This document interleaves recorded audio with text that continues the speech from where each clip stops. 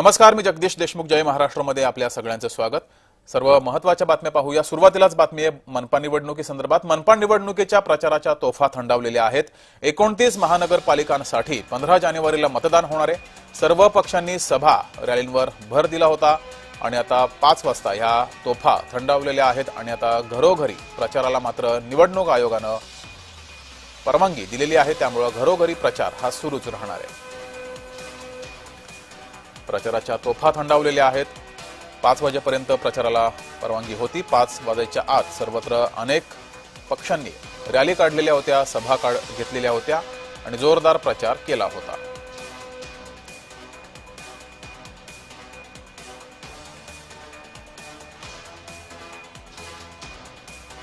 अधिक माहिती घेऊया. आपले ठिकठिकाणचे प्रतिनिधी आपल्या सोबत जोडलेले आहेत. मुंबईतून जय पवार, पुण्यातून रोहन कदम, सोबतच नाशिकमधून किरण गोटूर आणि संभाजीनगरमधून विजय चिडे, तसंच नागपूरमधून तेजस मोहतुरे सुद्धा आपल्यासोबत जोडले. सुरुवातीला जाऊया मुंबईतून आपल्यासोबत जय पवार आहेत.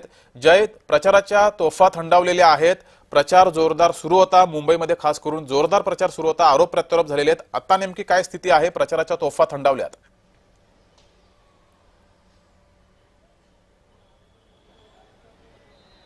निश्चितच जगदीश, खरं पाहायचं झालं तर गेल्या अनेक दिवसांपासून मुंबई महानगरपालिकेच्या निवडणुकीचा प्रचार हा जोरदार सर्वच पक्षांकडून सुरू असलेला पाहायला मिळाला. मात्र आज 5 वाजल्यापासून ह्या प्रचाराची सांगता झालेली आहे आणि आज सुद्धा मोठ्या प्रमाणावरती प्रचार जो आहे तो सुरू होता. ठिकठिकाणी रोड शो किंवा बाईक रॅलीच्या माध्यमातून खरं तर प्रचार करण्यात आला. मग त्यामध्ये प्रामुख्याने राज्याचे मुख्यमंत्री असतील देवेंद्र फडणवीस किंवा उपमुख्यमंत्री एकनाथ शिंदे, त्याचबरोबर ठाकरे बंधूंच्या वतीनं युवा सेना, युवा नेतृत्व म्हणजेच अमित ठाकरे, आदित्य ठाकरे हे सुद्धा आता या प्रचार रॅलीमध्ये आपल्याला पाहायला मिळाले. ठिकठिकाणी प्रचार रॅली किंवा बाईक रॅलीच्या माध्यमातून आजच्या प्रचाराची सांगता जी आहे ते करण्यात आली आणि आता अवघ्या काही वेळापूर्वी आता आपण पाहिलं तर प्रचाराची सांगता झाली आणि त्यामुळे आता या पुढचा प्रचार जो आहे तो घरोघरी उमेदवार असतील किंवा त्यांचे कार्यकर्ते हे करणार आहेत. कुठेही स्थानिक पातळीवरती कुठेतरी असा प्रचार रॅलीच्या माध्यमातून हे प्रचार जे आहेत आजपासून करण्यात येणार नाही. त्यामुळे आता उद्यापासून नेमकं या प्रचाराच्या थेट कुठे जातो हे पाहणं महत्त्वाचं असणार आहे. कारण परवा सकाळी 7:30 वाजल्यापासून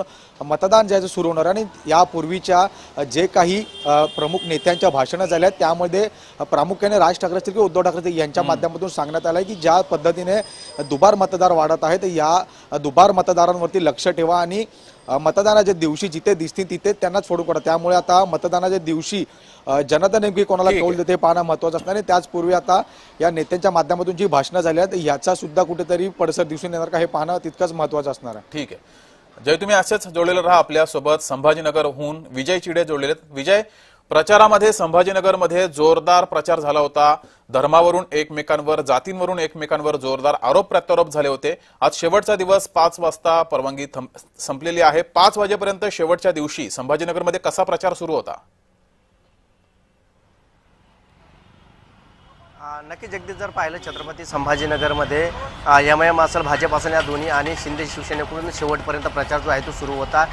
रॅली देखील छत्रपती संभाजीनगरमध्ये काढण्यात आली होती. भाजपाच्या वतीने रॅली काढण्यात आली होती. त्याचनंतर आज एमआयएमकडून देखील असदुद्दीन ओवैसी यांची सभा जी आहे ती छत्रपती संभाजीनगरमध्ये शेवटच्या शनी 4:30च्या दरम्यान जी आहे ती पार पाडलेली आहे. त्यानंतर ठाकरे शिवसेनेकडून देखील आता प्रचार जो आहे तो सुरू होता. अंबादास दानवे जे आहे ते घर टू प्रचार करत असल्याचे पाहायला मिळत होते आणि त्यामुळे आता कुठेतरी प्रचार जो आहे तो थंडवलेला आहे. त्यामुळे आता संपूर्ण राजकीय नेते जे आहेत ते देखील आता विश्रांती घेतल्याची त्यांनी पाहायला मिळत आहे. मात्र आज सकाळी जर पाहिलं तर पैसे वाटपाची एक यादी जी आहे ती व्हायरल झाल्याची पाहायला मिळाली होती. बेगमपुरा या परिसरातील ती यादी होती. त्या परिसरामधून कोणत्या वार्डामध्ये कोणत्या उमेदवार म्हणजे नागरिकाला मतदानासाठी पैसे द्यायची ही यादी जी आहे ती व्हायरल झाली होती. त्याचं बॅनर जे आहे ते त्या ठिकाणच्या एका व्यक्तीने लावलं होतं. त्याचा देखील शोध जे आहे ते आता पोलीस घेत आहेत. ते नेमकी कोणी लावलं होतं, ती यादी कोणाची होती, कोणत्या पक्षातील लोक हे घेऊन येत होते, असा संपूर्ण राडा जो आहे तो संभाजीनगरमध्ये आज सकाळी झाल्याचा पाहायला मिळाला होता. आता मतदानासाठी पाहिलं तर 1 दिवस शिल्लक आहे. त्यामुळे आता प्रत्येक पक्ष जो आहे तो आता आपले जोरदार तयारी करताना पाहायला मिळत होता. मोठा प्रचार जो आहे तो करत असल्याचे संभाजीनगरमध्ये पाहायला मिळत होतं. आपलाच महापौर बसवा यासाठी स्वतः मुख्यमंत्री देखील छत्रपती संभाजीनगरमध्ये येऊन गेले होते. त्यानंतर उपमुख्यमंत्री एकनाथ शिंदे यांची देखील सभा या ठिकाणी पार पडलेली होती आणि उद्धव ठाकरे यांनी देखील सभा घेऊन या ठिकाणी जे शिंदे शिवसेनेचे आमदार आहेत किंवा राजकीय नेते आहेत त्यांच्यावरती आरोप देखील या ठिकाणी केल्याचे पाहायला मिळाले होते. शिंदे सेनेचा सुपडा साफ करा असं देखील त्यांनी या ठिकाणी म्हणलं होतं. त्याचबरोबर MIM-वरती देखील मोठा आरोप जो आहे तो या ठिकाणाहून केला होता. नितेश राणेची देखील या ठिकाणी सभा झाली होती. आदित्य तटकरेंनी देखील काल सायंकाळी या ठिकाणी सभा घेतली होती. संपूर्ण मोठे नेते जे आहेत त्यांची या ठिकाणी मुख्य छत्रपती संभाजीनगरमध्ये त्यांचं लक्ष असल्याचं पाहायला मिळतं. महानगरपालिकेमध्ये त्यांनी जातीने लक्ष दिल्याचं आपल्याला या ठिकाणी पाहायला मिळतं. त्यामुळे आता या महानगरपालिकेमध्ये नेमकी कोणाची सत्ता येणार, कोणता पक्ष आपली बाजू मांडणार हे देखील महत्त्वाचं होतं. मात्र आता काही वेळ जो आहे तो राहिलेला आहे आणि आता प्रचाराच्या तोफा ज्या आहेत त्या थंडवल्या आहे. मात्र काही नेते जे आहेत ते आता घरोघर डोर टू डोर प्रचाराची परवानगी जी आहे ती मिळाली असल्याने आता उद्या देखील काही उमेदवार असतील किंवा प्रचारक असतील हे आता नागरिकांच्या डोर टू डोर जाऊ शकतात असं देखील वर्तवलं जात आहे. मात्र आता मतदानाचा प्रतिसाद कोणाला मिळतो हे देखील पाहणं महत्त्वाचं असतं. विजय, तुम्ही असेच जोडलेले राहा. जाऊया पुण्यातून रोहन कदम आपल्यासोबत जोडलेले आहेत. रोहन, पुण्यामध्ये काका पुतण्याची युती प्रचार जोरदार सुरू होता. भाजपनं सुद्धा तसंच उत्तर दिलं होतं. आता सभा थांबलेल्या आहेत, घरोघरी प्रचार मात्र सुरू राहणार आहे. हा दिलासा आहे उमेदवारांना. मात्र गेल्या काही दिवसांमध्ये पुण्यामध्ये कसं वातावरण होतं प्रचाराचं? जगदीश, खरं तर पुण्यामध्ये मोठा हाय व्होल्टेज सामना जो आहे तो उपमुख्यमंत्री अजित पवार आणि भाजपमध्ये झालेला पाहायला मिळतो. विशेषतः भाजपकडून मुरलीधर मोहोळ आणि चंद्रकांत पाटलांनी या सगळ्याचं नेतृत्व जे आहे ते पुणे महानगरपालिकेच्या निवडणुकीत भाजपमध्ये केलेलं पाहायला मिळालं. खरं तर अजित पवार यांनी अनेक टीका जी आहेत ती थेटपणे भाजपच्या नेत्यांवरती केलेली पुण्यात पाहायला मिळाली. केवळ पुणेच नाही तर पिंपरी चिंचवडमध्ये देखील आमदार महेश लांडगेंवरती देखील एकरी भाषेत महेश लांडगेंनी अजित पवारांचा समाचार घेतल्यानंतर मोठ्या प्रमाणामध्ये अजित पवारांनी देखील टीकेची झोड जी आहे ती उठवलेली पाहायला मिळाली. खरं तर आज मुख्यमंत्री देवेंद्र फडणवीस यांची देखील पुण्यामध्ये शेवटच्या दिवशी सभा झाली. स्वतः राज ठाकरे आज मनसे प्रमुख राज ठाकरे स्वतः आज दिवसभर पुण्यामध्ये होते. त्यांच्या माध्यमातून देखील उमेदवारांच्या भेटीगाठी सुरू होत्या. सुनील तटकरे यांची देखील पत्रकार परिषद पुण्यामध्ये झाली. राज ठाकरेंची पत्रकार परिषद पुण्यामध्ये झाली. उपमुख्यमंत्री अजित पवारांनी अगदी शेवट 4-4:30 वाजता पत्रकार परिषद शेवट घेतलेली पाहायला मिळाली. मुख्यमंत्र्यांनी देखील माध्यमांप्रतिमांशी संवाद जो आहे तो साधलेला होता. या सगळ्याच्या माध्यमातून पुणे महानगरपालिका किती महत्त्वाची या सगळ्या नेत्यांसाठी आहे हे अधोरेखित केलं जात आहे. कारण का मुंबईनंतर सगळ्यात मोठी महानगरपालिका आणि त्या दृष्टीने सांस्कृतिक राजधानी असताना एवढे मोठी सगळे इंडस्ट्रियल हब असल्यामुळे या महानगरपालिकेकडे सगळ्यांचंच लक्ष आहे. त्यामुळे मुख्यमंत्र्यांनी नागपूरचा रोड शो संपल्यानंतर थेट पुण्यामध्ये शिवाजीनगरमध्ये सभा घेतली आणि यामध्ये देखील अजित पवारांवरती विशेषतः मोठी टीका जी आहे ती केलेली पाहायला मिळाली होती. कारण का अजित पवारांनी मोफत मेट्रो असेल किंवा मोफत बसचा प्रवास जो आहे ती देण्याची घोषणा केलेली होती. विद्यार्थ्यांना मोफत टॅब देण्याची घोषणा केलेली होती. त्यामुळे मुख्यमंत्री देवेंद्र फडणवीसांनी या सगळ्यावरती जी आहे ती टीका केली आहे आणि त्यामुळे त्यांनी म्हणलंय की खिशात नाही आणा मला बाजीराव म्हणा अशा प्रकारची गत काही लोकांची झालेली आहे. हा टोला जो आहे तो त्यांनी अजित पवारांना लावला आणि त्यावरती लगेच अजित पवारांनी देखील आता उत्तर दिलेलं आहे. पत्रकार परिषदेमधून अजित पवारांनी सांगितलेलं आहे की जरी पैसे नसतील तर ते पैसे तुमच्यामुळेच नाही, तुमचे लोक महापालिकेमध्ये होते त्यामुळे त्यांनी तिजोरी पूर्णपणे रिकामी केली असं प्रत्युत्तर जे आहे ते अजित पवारांनी दिलेलं पाहायला मिळतंय. ठीक आहे जगदीश. रोहन, तुम्ही असंच जोडलेलं राहा. नाशिकमध्ये जाऊया. आपले प्रतिनिधी किरण गोटूर आपल्यासोबत जोडलेत. किरण, नाशिकमध्ये एकीकडे भाजप, दुसरीकडे शिवसेना आणि राष्ट्रवादी यांची युती, तर ठाकरे बंधूंचा सुद्धा या ठिकाणी प्रचार जोरदार सुरू होता. गेल्या काही दिवसांमध्ये नाशिकमध्ये कसा प्रचाराला रंग चढला होता? तर किरण यांच्याकडे आपण जाऊच. नागपुरात जाऊया. नागपुरातून आपले प्रतिनिधी तेजस मोहतुरे आपल्यासोबत जोडलेत.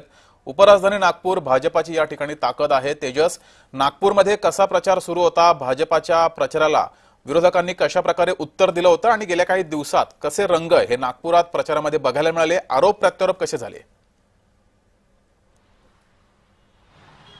अगदी सुरुवातीपासून जर बघितलं असेल तर भाजपसाठी संपूर्ण हे डोकेदुखी ठरली. कारण की भाजपच्या अनेक जे पदाधिकारी आहेत त्यांनी बंडखोरी केली आणि त्या संदर्भात जर बघितलं असेल तर हाय व्होल्टेज ड्रामा सुद्धा उपराजधानीत पाहायला मिळाला. या संदर्भात मुख्यमंत्र्यांनी स्वतः जे आहेत फोन करत जे आहेत ते बंडखोरी नमवण्याचा प्रयत्न सुद्धा केला. काही ठिकाणी बंडखोरी नमली. मात्र आपण जर बघितलं असेल तर उपमहापौर अर्चना डेहनकर याचे पती विनायक डेहनकर जे आहेत मैदानात उभे आहेत. त्यामुळे एकंदरीत जे भाजपमध्ये हाय व्होल्टेज ड्रामा नागपुरात पाहायला मिळाला. एकूणच जर बघितलं असेल तर मुख्यमंत्री देवेंद्र फडणवीस यांनी जे आहे ते नागपुरात जे ताबा धरला होता आणि त्यामुळे वेगवेगळ्या अँगलने जे आहेत ते प्रचार सभा त्यांनी घेतलेल्या. आपण जर बघितलं असेल तर देवेंद्र तर्री पोहा हा मोठा कार्यक्रम जे आहे ते नागपुरात पार पडलं. कारण की नागपुरात सावजीसाठी प्रसिद्ध आहे. त्यामुळे त्या ठिकाणी बुद्धिजीवी नागरिक असतील, युवा तरुण असतील यांना एकत्रित करण्याचं काम भाजपने केलं. यासोबत जर बघितलं असेल तर नितीन गडकरी यांनी सुद्धा जे आहे ते चना विथ पोहा अशा प्रकारच्या जे आहेत टॅगलाईन देऊन जे आहेत ते मतदारांशी संवाद साधला. या संपूर्ण संदर्भात जर बघितलं असेल तर चंद्रशेखर बावनकुळे हे सुद्धा मागे राहिले नाही. यांनी सुद्धा जे आहेत ते गलोगली जाऊन जे आहेत ते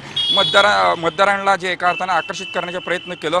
नागपूर जर बघितलं असेल तर आता बदललेलं आहे आणि हे बदल जे आहे ते भाजपने घडवलं असं प्रकारचं सुद्धा भाजपच्या नेत्यांकडनं सांगण्यात आलं. या संपूर्ण प्रचार सभेत जर बघितलं असेल तर काँग्रेसनी जे आहे ते काँग्रेस मागील 20 वर्ष अगोदर जे आहे ते काँग्रेसची नागपूर महानगरपालिकेवर सत्ता होती आणि सत्ताधारींनी नागपूर लुटलं अशा प्रकारची जी आहे ते विरोधाकडनं सांगण्यात आलं. विकास ठाकरे यांनी संपूर्ण हे नेतृत्व केलं. अभिजित वंजारी असतील, नाना पटोले असतील, विजय वडेट्टीवार असतील यांच्या जाहीर सभा याच्या झाल्या. त्यामुळे येणाऱ्या काळात जे आहे ते नागपूर महानगरपालिकेवर जे आहे ते काँग्रेसची सत्ता मिळावी यासाठी जे आहे ते काँग्रेसने जे आहे सुद्धा प्रचार केला. एकूणच जर बघितलं असेल तर भाजप जे आहे ते वेगळ्या अँगलने संपूर्ण प्रचार सभेत जे घेतलं आपली जे आहे ते रणधुमाळी पाहायला मिळाले आणि ज्या पद्धतीनं तरुणांना आकर्षित करण्यासाठी भाजपने जे आहे ते आज जे आहे ते देवेंद्र फडणवीस यांच्या नेतृत्वात जे आहे ते भव्य जे आहे ते रोड शो जे केला याचे नेतृत्व स्वतः देवेंद्र फडणवीस यांनी केलं आणि नागपुरातील जे नामवंत बाईक रायडर्स आहेत ते सुद्धा या संपूर्ण रॅलीमध्ये संमिलित होते आणि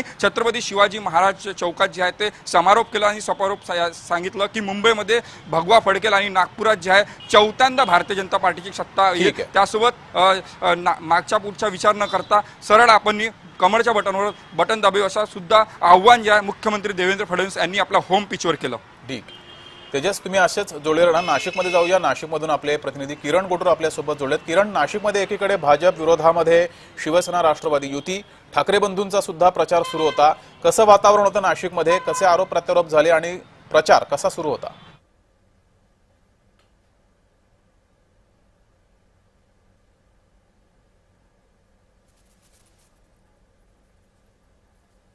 इनकमिंग झाला त्या सगळ्या इनकमिंग असूनच ही निवडणूक जी आहे ते चर्चेला गेल्याचं आपण आतापर्यंत बघितलेलं आहे. नाशिक महापालिकेसाठी भाजप स्वतंत्र लढत आहे आणि त्याच पद्धतीने राष्ट्रवादी शिवसेनेची युती झालेली आहे आणि दुसरीकडे ठाकरे बंधूंचं आव्हान आहे. असं तिरंगी लढत जी आहे ते नाशिक महापालिकेमध्ये आतापर्यंत झालेली आहे. आज अखेर अगदी काही वेळा आधीच प्रचाराचं जे तोफा आहे ते थंडवलेलं आहेत. आगामी महापालिका आहे. महापालिका आगामी कुंभमेळा आणि कुंभमेळ्यासाठी महापालिका ताब्यात घेण्यासाठी सर्वच पक्षांनी मोठी ताकद हे नाशिकमध्ये लावल्याचं आपल्याला बघायला मिळतोय. कारण हजारो कोटी रुपयांचा जो निधी आहे यात कुंभमेळ्यासाठी महापालिका असेल किंवा राज्य सरकारच्या माध्यमातून महापालिकेला मिळणार आहे आणि त्यासाठी सर्वच पक्षांनी मोठी ताकद नाशिक महापालिकेला हे लावल्याचं आपण आतापर्यंत बघितलेलं आहे आणि विशेष करून भाजपने मोठी ताकद लावलेली आहे. मागच्या 8-10 दिवसांपासून मंत्री गिरीश महाजन हे नाशिकमध्ये तळ ठोकून आहेत. अगदी मायक्रो प्लॅनिंग गिरीश महाजनकडनं केला जातोय कारण मुख्यमंत्र्यांनी मोठा विश्वास जो आहे तो गिरीश महाजन यांच्यावरती दाखवलेला आहे. त्यामुळे संपूर्ण जबाबदारी गिरीश महाजन यांची भाजप वरती आहे. कारण भाजपचे 118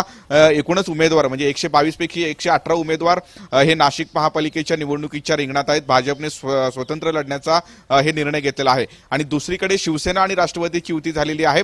भाजप विरुद्ध राष्ट्रवादी शिवसेना म्हणजे महायुतीमध्येच आमने सामने हे नाशिकमध्ये आतापर्यंत झाल्याचं आपण बघितलेलं आहे आणि दुसरीकडे ठाकरे बंधूंनी सुद्धा एकत्र येऊन नाशिकमध्ये सभा घेतलेली होती आणि या सभेमध्ये नाशिक दत्तकवरनं जोरदार जो आहे तो मुख्यमंत्र्यांवरती टीका ठाकरे बंधूंनी केलेली होती आणि त्यानंतर मुख्यमंत्र्यांची सभा नाशिकमध्ये झाली. मुख्यमंत्र्यांनी सुद्धा या टीकेला जोरदार उत्तर दिलेलं आहे. आतापर्यंत हजारो कोटी रुपयांचा जो निधी आहे तो नाशिकमध्ये आणलेला आहे. आगामी कुंभमेळा आहे. कुंभमेळ्यासाठी 30,000 कोटी रुपयांचा जो निधी आणि या निधींच्या माध्यमातून वेगवेगळे विकास कामं जे आहेत ते नाशिकमध्ये केलं जाणार आहे. त्यामुळे जे हायटेक नाशिक सिटी बनवण्याचा आमचा मानस आहे अशा पद्धतीचा एक विश्वास किंवा ठाकरे बंधूंच्या टीकेला उत्तर जे आहे ते मुख्यमंत्र्यांनी दिलेला होता आणि त्यानंतर एकनाथ शिंदेची सभा नाशिकमध्ये झाली. जर नाशिक मला जर तुम्ही खरं तर सत्ता दिली तर मी आईसारखं सेवा करेन अशा पद्धतीचा एक भावनिक जो साध आहे तो एकनाथ शिंदेंनी घातलेला आहे नाशिककरांना. त्यामुळे अतिशय रंगतदार ही प्रचार आतापर्यंत झालेली आहे. जवळपास 800हून अधिक उमेदवार हे नाशिक या महापालिका निवडणुकीच्या रिंगणात आहेत. आता प्रचाराच्या तोफा हे थंडवलेल्या आहेत. वेगवेगळ्या आश्वासनं वेगवेगळ्या पक्षाकडनं देण्यात आले. वेगवेगळी आश्वासनं दिलेली आहेत आणि आता 2 दिवसानंतर मतदान आहे, निकाल आहे. काय नेमकं समोर ते दिसेल. किरण, धन्यवाद. आणि सर्वच आपले प्रतिनिधी राज्यातील ठिकठिकाण जिल्ह्यातून आपल्यासोबत जोडलेले होते. सर्वांचे धन्यवाद.